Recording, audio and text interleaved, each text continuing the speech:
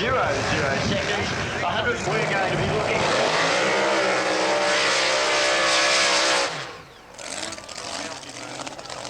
Unbelievable stuff. All the way from England. Went all the way to the final of the Western World Final Supermoto. Yeah, and that was a little while ago. The car only arrived. He ran a container on Friday. Steve Reed called it out, dusted it off, worked it over, and getting it racing.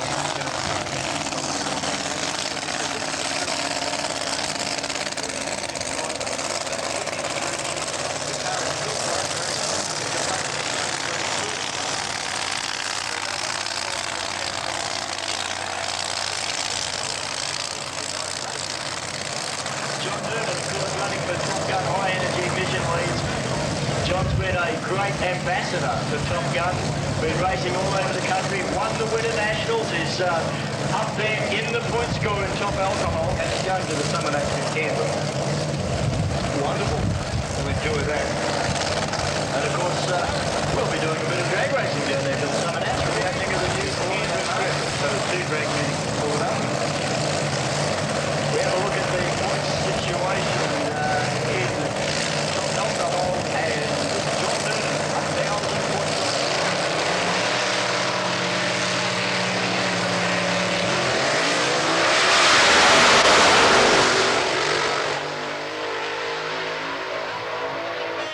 Red 636 at 219 mile an hour. The car shaking. Big tyre shake from Steve Reed down there in the deep end. So you have the old frothy eyeball syndrome at the moment. 636 at 219 mile an hour with a 105 60 footer, so the crew can pass that on. This funny car, and now changing to a dragster and staying in.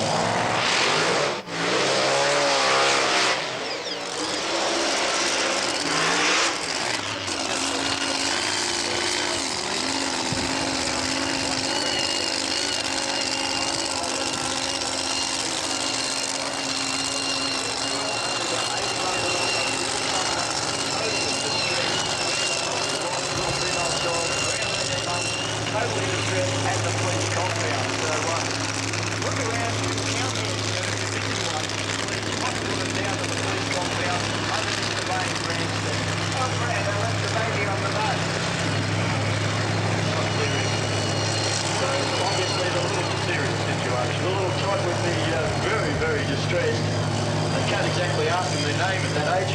So Steve Parker, meanwhile, brings back the Thunderbird funny car, and this one will be won by Harker Transport sponsored car. Harker Transport sponsoring both cars. Steve Parker, the owner of Harker Transport in the funny car, running for his own business plus Pennzoil of Australia. Gary Phillips running for Harker Transport, Rocket Industries, Castrol, Aussie Bananas, the premium fruit growers. And there's another one in there somewhere, but I can't think of it at the moment. Alcohol versus alcohol dragster versus alcohol funny car. The reaction time once again will be critical.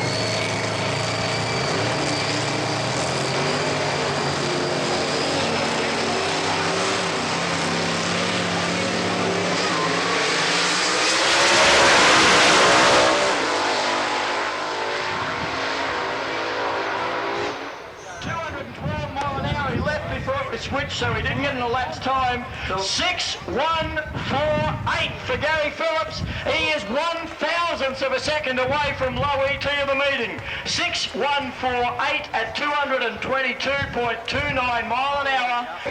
Meanwhile, we've got two of those big pushrod V-twins on the starting line now, both nitro burners. Brett Stevens in lane 1 and Jeff Smith in lane 2. Jeff Smith qualified third on the Jeff Cycle Salvage Snap-on Tools sponsored bike. He ran a 7:76 in qualifying. Brett Stevens a 50.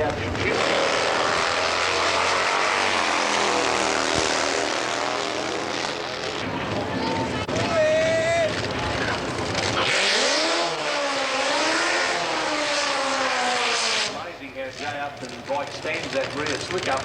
That's incredible.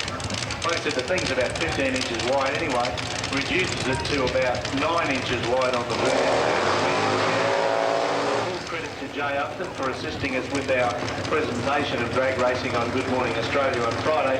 And you can see why they were chosen, a very, very well presented team, and have won prizes in a lot of places for the presentation of their drag racing operation. And Robin did mention to us earlier that although Jay has been based in Western Australia, it is really he'll be living in Queensland in the new year. Yeah, we believe he'll be living up in Brisbane by the end of January. Jay Upton with a 1200cc Yamaha running for Penrite Oils. Scott Cummins with a big Harley Davidson. I suppose one of the attractions for Queensland to Jay Upton is the fact that they have a better season, a drag racing season than other states, because their drag racing season goes from January to January. Certainly no layoff. Jay Upton qualified with a 778. Scott Cummins on the Harley qualified with a 750. He was the quicker bike. Jay Upton's bike has run some low sevens in the past. Has he got the tune-up in the bike to do it here today? He's the only jack bike left in Top Fuel Bike Elimination.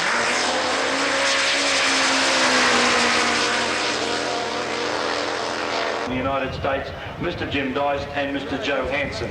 So on behalf of the National Drag Racing Association and Eastern Creek, welcome to Eastern Creek. We do hope you enjoy your stay at the drags, as all of the people that come here enjoy your support of their sport. Well, we've certainly had an action-packed first round of Pro Stock Eliminator. All the super gases are waiting to take part in their first round. A quick clean-up on the way. Rapasada's Top Fuel car. He ran a brilliant 550, I think it was, at 255 miles an hour. 266 miles an hour. 266 mile an hour. Had a parachute failure and took on the wall at the end, destroyed the car. Wayne was injured, but he suffered some fractures to the arms and is otherwise okay in, I believe, Westmead Hospital. So Wayne Missingham, A-OK, but absolutely saw the demise and destruction of the Rapasada Racing Top Fuel dragster, and that explains why you didn't see Wayne Missingham out here in the D&D Racing Pro Stock Trans Am as well. And it was very, very unfortunate in the Pro Stock area for Misso, because he was leading the point score at the time. And the other thing, of course, is the unfortunate fact that the Pro Stock hit that close guardrail, but the reason why we must have that. And reaction times are also important. You've got to run in that low 990 area. You've got to get as close to the 99s as you possibly can without breaking out. But that starting line reaction time is oh so important. Just 1/10 of a second can lose the race for you. And here's an odd combination. Paul Foley in the old traditional upright style Anglia gasser, jumping into super gas. Keeper in that beautiful big 57 Chev. One of my favourite super gas cars, well, probably my favourite super gas car. The big and the littles, and Paul Foley did really well in qualifying and was running right on those 90 numbers. So the old traditional style gasser and the new style gasser here heads up in the first round of Super Gas Eliminator. John Cooper running for Torco Synthetic Racing Oils in Torco, Australia.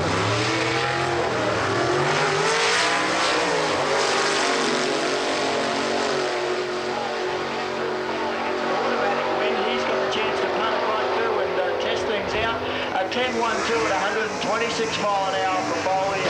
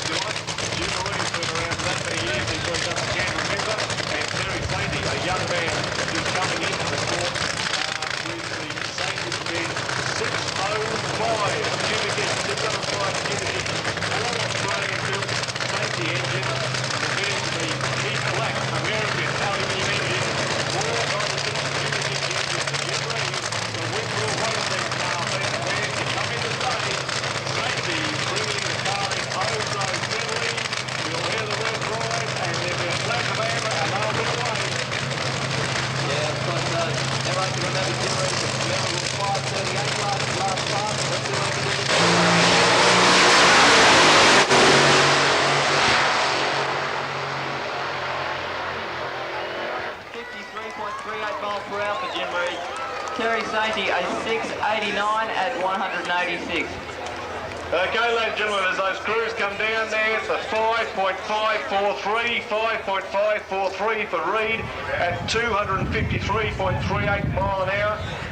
0.466 reaction time for Reed. He pulled the whole shot on Sainty. 0.609 for Sainty. He was out trying to chase Reed, but wasn't really going to show. But put your hands together, ladies and gentlemen, for the Reed team. And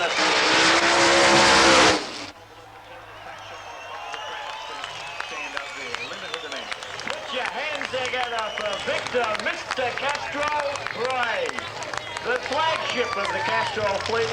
I tell you what, this guy signed him up, or signed up for Castrol. They chased his character, and I can tell you this, the Duke is a beautiful race car. But it's like the old car, that's their car, perfectly set to cover half the number of parts that he's broken this weekend. Victor Bray in the Wins Performance Products lane. Les Hines for Victoria in the snap-on tool side. 2.46 seconds handicap. This is like a day and a half, Milton. A big chase for Victor Bray. 139 miles an hour terminal speed record for CFP. At AA gas 180, so that's 50 miles an hour.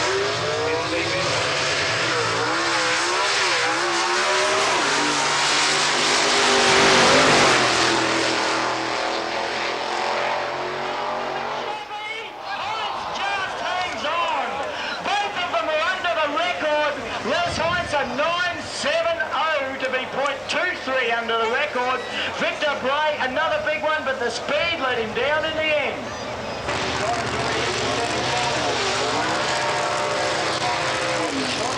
So he can win, and that would give him the super top number one. Joe Colmoni in the snap-on tools lane, running in C gas class on a record of 9.12. So Joe Colmoni getting a start of 0.52 seconds from Lucky Valeri in the double C gas supercharged Commodore. So Lucky Valeri on 1,600 points. If he wins the event, he goes to 2,600. 2,000 points. If she was to lose in the semi-final, she'd end up in the event of a tie, the race then goes to a bit of a tall ask, I think, but where there's life to save. Lucky Valeri running very hard, a long way under the record in double C gas. Joe Colmoni, this car, here's the Commodore, really leaps off the start line in C gas, no supercharger.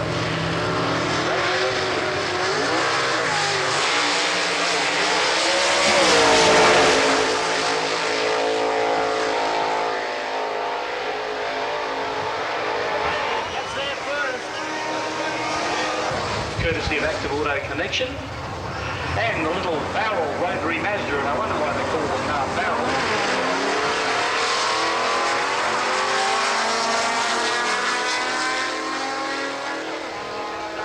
Through Queensland, sponsored by Banana Grow.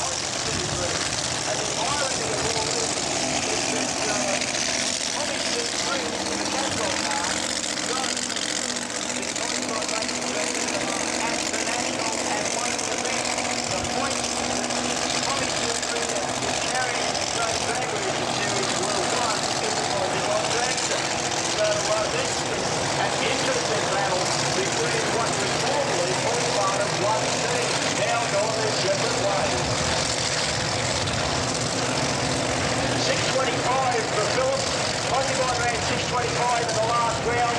Reed ran 6:36. Which of the dragsters? They're both built by Tawyer of San Diego in the USA. But will it be STP or Castrol going in against Jerry Phillips in the final Rocket Industries Top Alcohol?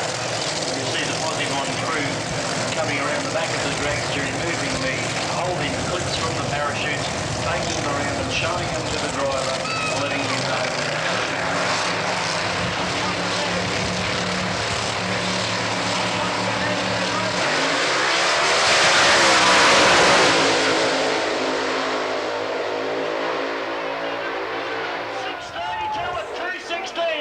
Stephen Reed goes 6:32 at 2:16 miles.